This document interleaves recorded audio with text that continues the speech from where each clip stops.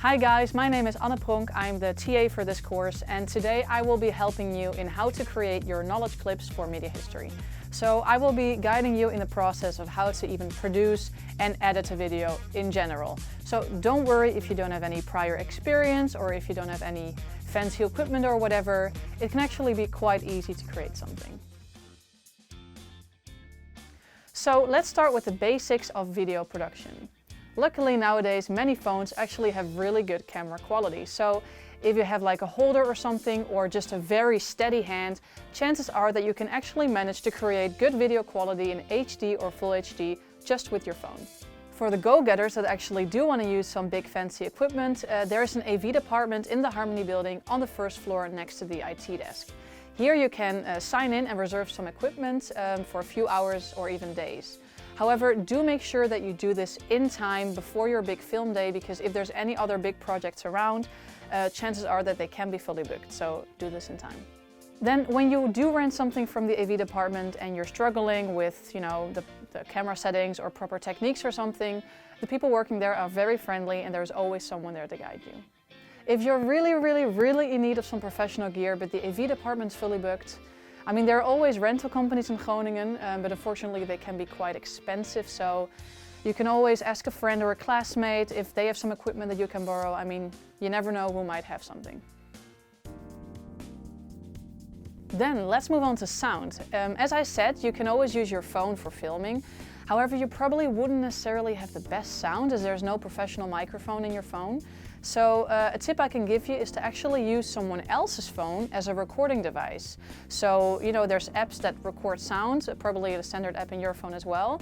And you can use that one as sort of like a microphone for when you're like interviewing or something. And afterwards, you sync the two together. So you sync your phone's video and that person's phone's audio together, and then you have best of both worlds.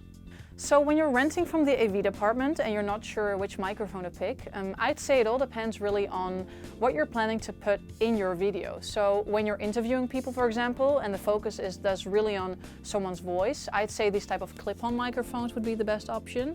So you have one of these in your camera and the other one goes in your subject's pocket. Make sure that the antenna is not covered, otherwise you might lose connection. And then you have these clip-ons that you usually put, in the neck of a t-shirt or in the pocket of a jacket. Unfortunately, these clip-ons don't have the widest range as the focus is really on someone's voice. So if you do want to pick up more sounds in the area that you're filming, you can also opt for a directional mic that you put on your camera. And this one records sounds in a circular form based on what you're pointing it at. For both these types of microphones, be aware that background noises can actually be a major disturbance. So always keep in mind that the room or area that you're filming in doesn't have a lot of loud noises or wind for that matter.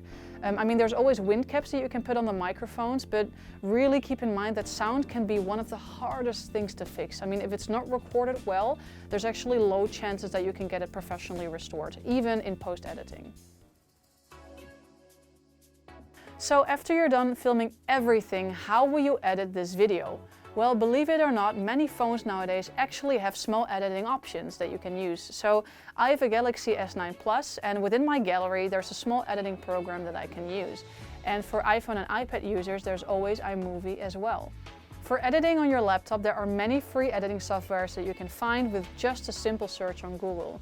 However, many free ones do leave a watermark, but for small assignments it shouldn't be too big of a problem. But if you do want the free ones that don't leave a watermark, you can take a look at these. Many of these aren't too complicated and you can actually find a lot of tutorials on YouTube nowadays. That's how I learned as well.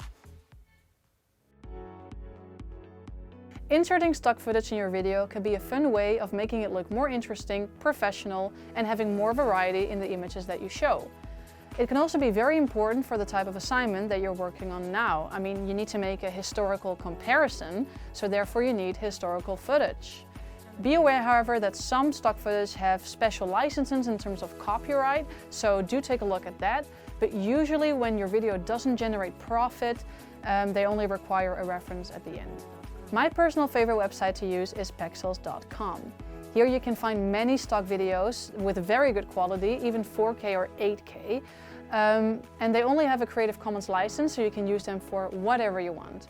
However, these type of videos can be quite superficial and standard, so for media history it might be more interesting to make use of, archival footage or news footage.